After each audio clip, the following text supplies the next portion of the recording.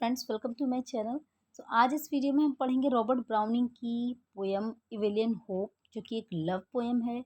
और सबसे पहले ये पोएम पब्लिश हुई थी मैन एंड वुमेन, जो कि पोइट्री कलेक्शन है रॉबर्ट ब्राउनिंग का। There are 51 poems. 1855 में पब्लिश हुआ था, उसमें इंक्लूड की गई थी। उसके बाद लिरिक्स 1863 में जो कलेक्शन आया था उसमें इंक्लूड की गई थी। बाद में ड्रामेटिक लिरिक्स 1868 में आया, उसमें इंक्लूड की गई। सो ये जो पोएम है 7 स्टेंजा पोएम है and there are 55 lines. So without any further delay let's get started. Beautiful Evelyn hope is dead, sit and watch by her side an hour. यहाँ पर पोइट बताते हैं कि एक सुंदर सी जो यंग गर्ल है इविलियन होप, वो मर चुकी है। अब मैं उसके बगल में बैठूंगा कुछ क्षण के लिए और उसको वॉच करूंगा। That is her book shelf, this her bed. ये उसकी किताबों की अलमारी है और ये उसका बिस्तर है। She plucked that piece of geranium flower beginning to die too in the glass. जब वो जिंदा थी तो उस लड़की ने जेरेनियम फ्लावर को इस कांच के जार में रख के सजाया हुआ है, जो कि आज मुरझाने लगा है। उसकी डेथ पर वो भी शोक व्यक्त कर रहा है मुरझा करके। Little has it been changed, I think the shutters are shut, no light may pass. Poet कहते हैं कि मेरा प्यार जो उसके लिए बिल्कुल भी नहीं चेंज हुआ है। वो मर गई है, मैं इतने सदमे में हूँ, लेकिन मेरा प्यार अब और ज़्यादा उसके लिए बढ़ रहा है जबकि वो मर गई है। I think the shutters are shut, दरवाजे बंद हैं, कमरा बंद है, खिड़कियाँ बंद हैं। नो लाइट में पास, कोई प्रकाश अंदर नहीं जा सकता है। Save two long rays through the hinge chink. Hinge chink होता है, हिंज मीन्स होता है कब्जे जिस पर कि दरवाज़ा टंगा होता है। चिंक मीन्स होता है दरार। जो जब दो पल्लों का दरवाज़ा होता है उसके बीच में जो दरार होती है उसको चिंक कहते हैं। उस झिर्री के थ्रू जो सिर्फ दो प्रकाश की किरणें जा रही, उससे ही उस कमरे में प्रकाश हो रहा है और वो भी शोक व्यक्त कर रहा है उस कमरे के अंदर। तो ये हो गया फर्स्ट स्टेंजा। चलिए come on the next. Second stanza. 16 years old when she did. Point यहाँ पे बताते हैं कि वो 16 साल की थी जब उसकी मृत्यु हो गई है। मात्र 16 ईयर्स की एज में उसकी डेथ हो गई है इविलियन होप की। Perhaps she had scarcely heard my name. Poet कहते हैं कि शायद उसने मुश्किल से ही मेरा नाम कभी सुना हो। It was not her time to love. ये उसका अभी मतलब वो इतनी मेच्योर नहीं थी कि वो प्रेम को समझ सके। Beside her life had many a hope and aim. जीवन में उसके बहुत सारी आशाएं थी, उसके पास बहुत सारे उसके उद्देश्य थे, उसकी ड्यूटीज़ थी। उसने बहुत कुछ प्लान किया होगा, बहुत कुछ उम्मीद रखी होगी जीवन में, बहुत कुछ करना चाहती थी। एंड नाउ वाज क्वाइट, लेकिन अब बिल्कुल शांत है, बिल्कुल स्थिर है। क्यों? Till God's hand backward and awares. जब ईश्वर ने, मौत के देवता ने उसको पुकारा होगा तो भी वो बेचारी जान नहीं पाई होगी कि क्या होने वाला है उसके साथ। अब तो वो बिल्कुल मतलब इस दुनिया में ही नहीं रही। मृत्यु ने उसकी भौं को एकदम सफ़ेद कर दिया। इट मीन्स उसके जीवन, उसके शरीर से उसके प्राण छीन लिए और वो निर्जीव पड़ी है, उससे जीवन जा चुका है। ये हो गया second stanza. Come on the third.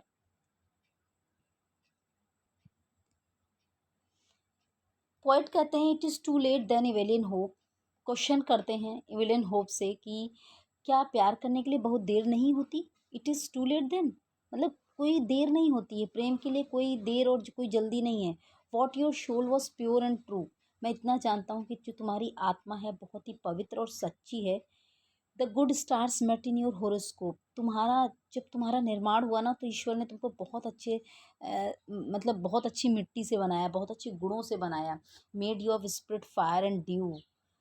तुम जो हो दया की ओस थी और तुम्हारे अंदर आवेश की आग थी। And just because I was thrice as old, यही एक कारण है जबकि मैं तुमसे थ्राइस एज ओल्ड, मतलब तुम 16 ईयर्स की और मैं तिगुना हूँ तुमसे। 16 3 जा 48, मैं 48 ईयर्स का हूँ। तो यहाँ पर जो पॉइंट है वो 48 ईयर्स का है।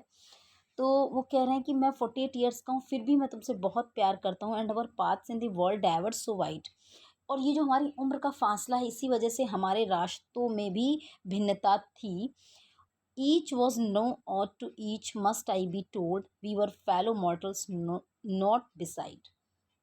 ठीक है, तुम 16 की थी, मैं 48 का था, और हम दोनों साथ साथ इस संसार में जीवन जी रहे थे।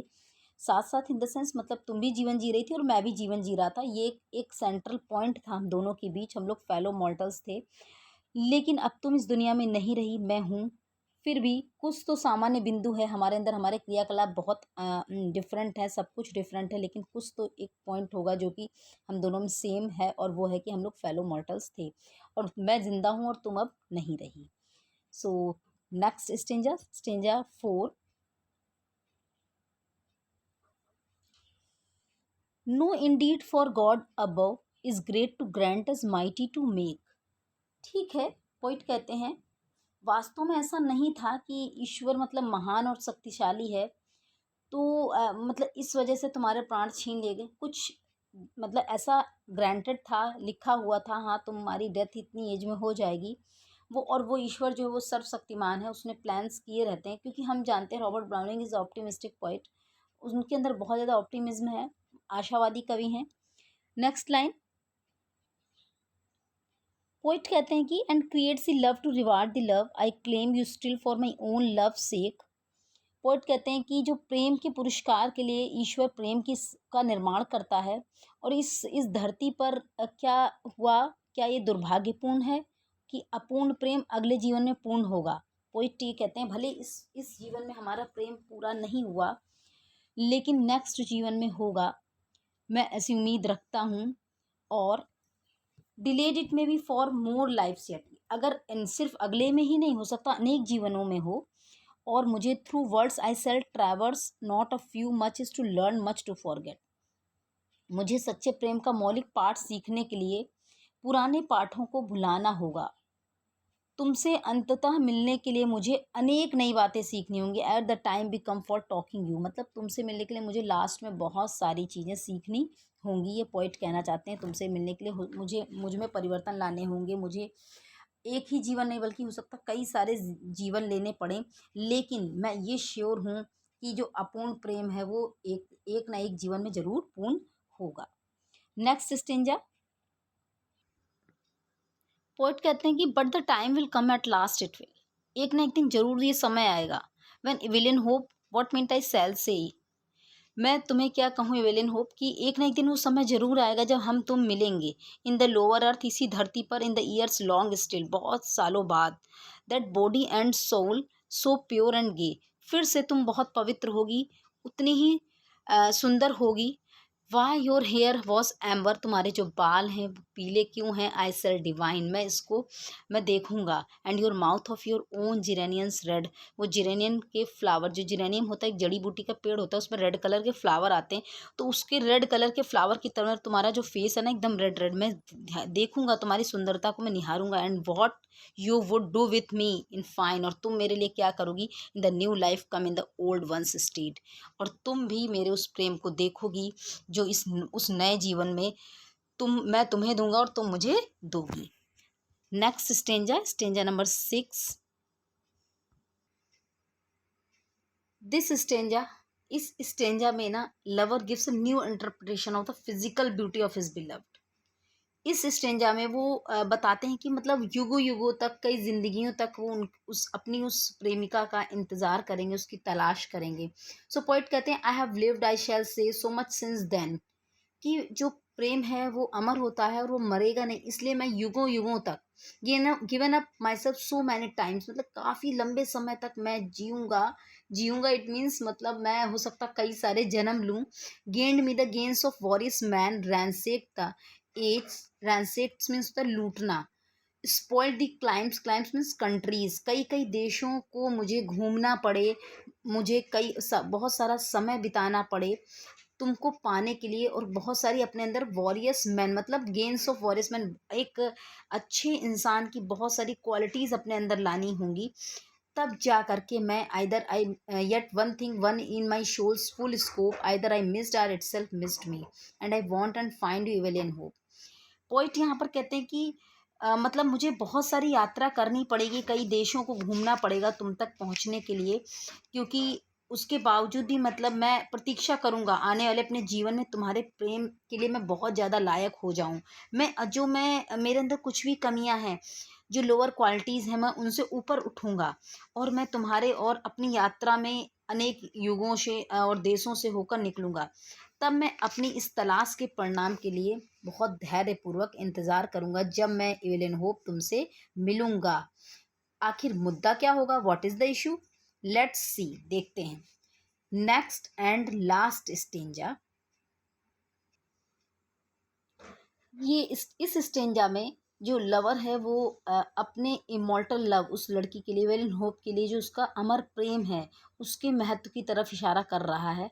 पोइट कहते हैं यहाँ पर, I loved you Evelyn all the while, मैंने तुम्हें हमेशा ही प्यार किया है और अभी भी करता हूँ। My heart seemed full as it could hold, मेरा इतना ज़्यादा, मेरा हृदय मतलब बिल्कुल ब्रिम मतलब बॉर्डर से ऊपर तक फैला हुआ है, मतलब छलक रहा है प्यार, इतना भरा पड़ा है। There was place and to spare for the frank young smile, यहाँ तुम्हारी जो मुस्कान है, जो तुम्हारी सुंदरता है, वो मेरे हृदय में बसी हुई है। And the red young mouth and the hairs young gold, जो उसका रेड कलर का फेस है, जेरेनियम फ्लावर से कंपेयर किया है पोएट ने एवेलिन होप के फेस को, वो उसको वो फेस मेरे सामने से नहीं हटता है। तुम्हारे जो गोल्डन हेयर हैं, सुनहरे बाल हैं, वो मेरी आंखों में बसे हुए हैं। So hush I will give you this leaf to keep, see I shut it inside the sweet cold hand.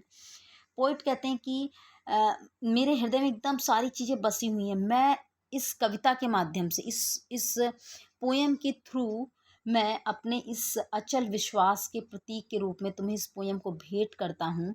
ये पोएम जो है एक गिफ्ट होगी, और जिसमें कि मैं तुम्हारी ब्यूटी को और तुम्हारे सुंदरता को मैं रिवील कर रहा हूँ, और मैं अपने प्रेम को भी व्यक्त कर रहा हूँ।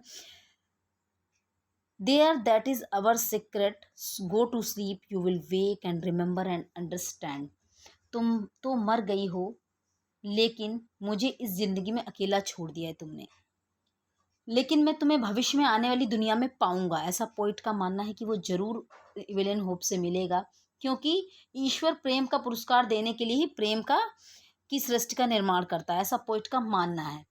तो मैं तुम्हें भविष्य में आने वाली दुनिया में पाऊंगा इस कविता के माध्यम से। ये जो कविता है ना, दिस इज़ आवर सीक्रेट, ये एक विश्वास है, एक बॉन्ड है हमारे तुम्हारे बीच के विश्वास का। ये तुम्हें मेरे प्रेम और मेरे प्रेम में निष्ठा का स्मरण दिलाएगी। You will wake and remember and understand, तुम हमेशा अमर रहोगी इस पोएम के थ्रू। तो ये थी रॉबर्ट ब्राउनिंग की पोएम इवेलियन होप, जिसमें कि एक ये लव पोएम है पोइट का, इवेलियन होप, जिसकी की डेथ हो जाती है 16 ईयर्स में, उसके लिए प्यार है। और इस पोएम के थ्रू अब पोइट ने अपना प्रेम इवेलियन होप के लिए अमर कर दिया है। सो आई होप ये आपको पोएम समझ में आ गई होगी, लाइन बाय लाइन एक्सप्लेन किया है मैंने हिंदी में। अगर समझ में आ गया हो सो प्लीज़ वीडियो को लाइक कर देना, चैनल को सब्सक्राइब कर लेना, साथ ही शेयर करिएगा फैमिली एंड फ्रेंड्स के साथ में, या जिसको भी ज़रूरत है।